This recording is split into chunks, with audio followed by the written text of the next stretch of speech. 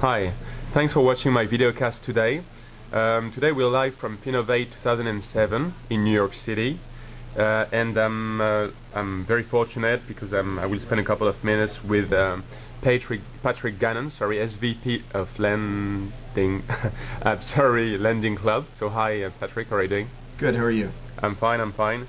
Patrick and his colleague John just spoke at the conference a couple of minutes ago and introduced LendingClub to the audience. So today we're going to talk about social lending and what are the key differentiators of LendingClub in a quite populated and dense market now, with Prosper in the US, with Zopa in the UK, for instance. So right. Patrick, if you can tell us what the key differentiators are in favor of LendingClub. And we'll talk about Facebook as well, because your approach was original compared to Prosper and Zopa. That's right. So we will address that in the next couple of minutes. One figure maybe before we start is that after the first 100 days on Facebook, I believe that you managed to reach $1 million in loans for the Facebook members. Yes. Which is quite an achievement. Yeah, you know, a lot of people when we launched on Facebook were they were a little leery of it because the demographic of Facebook tends to be younger, and the idea was that there wouldn't be people to lend money, probably lots of people to borrow.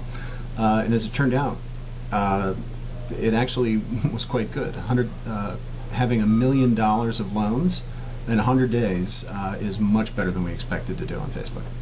Did you have any idea for with a measurement of what would be a success when you started Facebook, like roughly?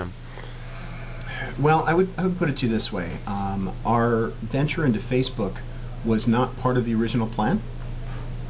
It came up, it became new functionality available on Facebook, and it presented a great opportunity for us to integrate our social lending, or our P2P lending opportunity into a pre-established social network as good as Facebook.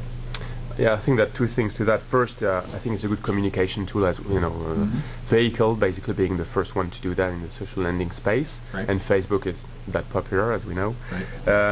And second, yes, you need to build a community, as to engage your members and to create trust. So I guess that Facebook, again, leveraging the platform and the groups existing on Facebook was probably a good strategy.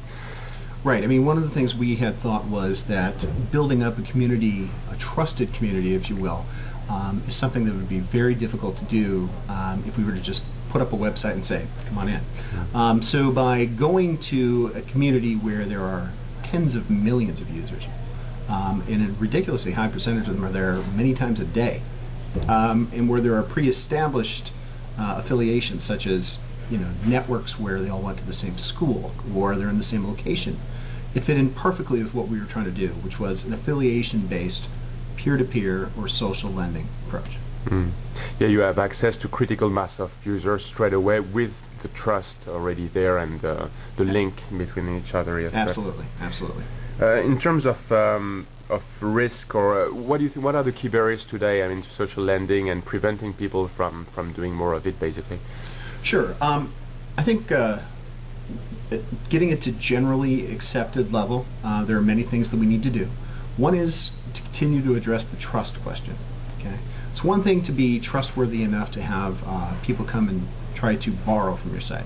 It's another thing altogether to be mainstream and have some person who is really not at all familiar with Facebook or peer-to-peer, may not know what any of these things mean, but see it as a good way to make a return on their money.